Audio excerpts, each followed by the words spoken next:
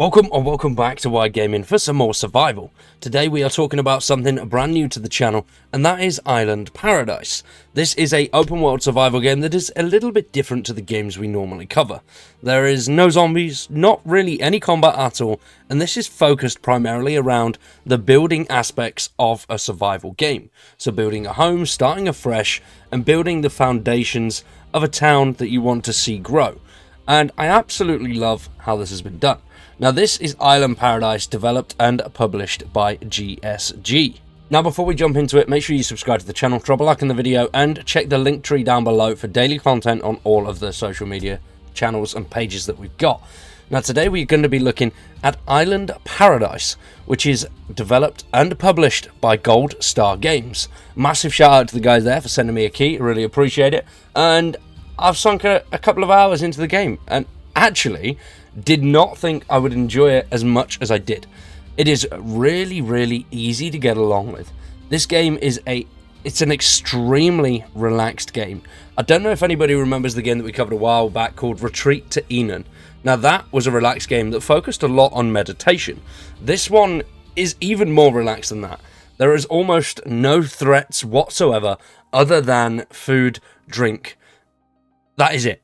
You need to eat, you need to drink, and the rest of it is focused on building your own paradise island. Now the game launched on the 28th of February 2024, and it is currently sitting at a mostly positive review score of 70% out of the 10 user reviews for the game. So not many people have played it, and it's currently at £16.75 on Steam. Now I do think that price will be worth it in the future. But at the moment, as it stands, I think around about £10 would have been a better mark for the game. I've already sunk a couple of hours into it and really enjoyed it. I could definitely see myself sinking 10, maybe 20 hours into it, progressing through and building up as much as I want, because it's just extremely relaxing in the way that the developers have done it. Now they are continually updating the game, adding new features, new areas, and new parts, which is great. The more that they add, the more value that this game will be worth, and the more replayability it's going to bring with it. Now, as mentioned, the main focus is building an island. And that is because a massive storm has forced the locals to leave the island, so now it is your job to restart civilization on this island, not with the whole, Adam and Eve. Not that, no. You just got to build and then build it and they will come. Build it up and enjoy the process of building it. I love that. The way that they've sort of locked everything in on this game.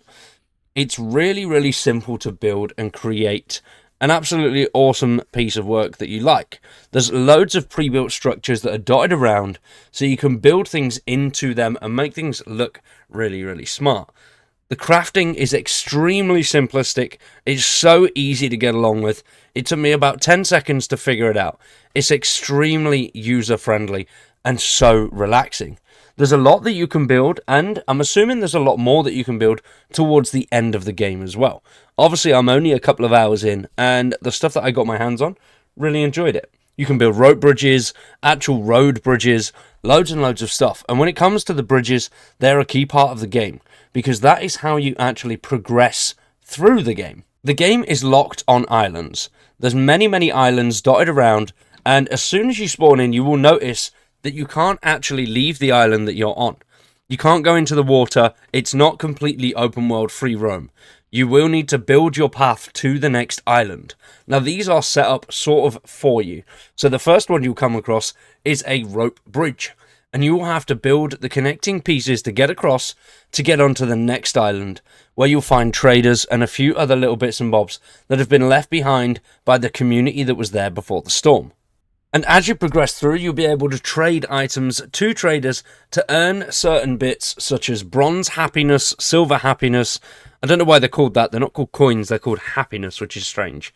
But you can sell items to these traders to get items that you need from the traders to advance, such as certain tools specific to different parts of the islands, and some that just enable you to get through little bits quicker, so you can chop down trees quicker with more improved axes, or you get a little bit more back for your actual chopping time, which is great, and it does speed things up a little bit if you've got the materials to go through and actually get more of the stuff. which works out great if you've built up a decent chunk of stuff on that first and second island before you go to the main traders. Now, the main traders are located on a massive middle island with loads of stuff dotted around them. Now, these traders do come in handy because, as I've mentioned, they sell you a lot of awesome stuff. But not only that, on the main traders area, you will come across sort of note boards which will tell you what and where you need to build.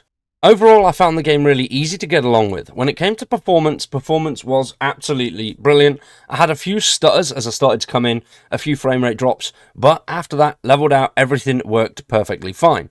I don't think it's optimized fully yet. Obviously, it's early days. When I was building certain things, my PC started to whir up a little bit, and I'm way above minimum specs.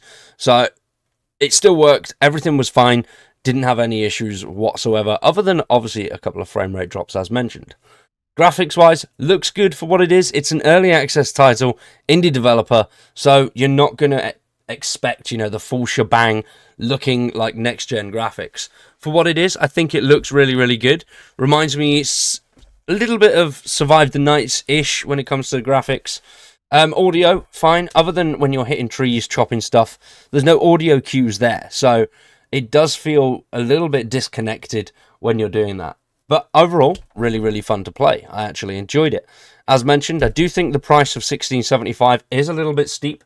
So if it is something you do want to check out, I'd recommend waiting until it comes onto a sale. But with future updates, I do think this could be worth a hell of a lot more. Seems like there are updates at least every 2 weeks at the moment. Whether that's going to continue, obviously it's only been out for a couple of months as it launched in February of 2020. Now when it comes to system requirements, you don't need an absolute beastie PC for this. The minimum are Windows 10, obviously usual, Intel Core i5 6500 or AMD Ryzen 5 1400, 8GB of RAM, and GeForce GTX 1650 or Radeon RX 570 with 4GB of VRAM and 16GB of available storage space.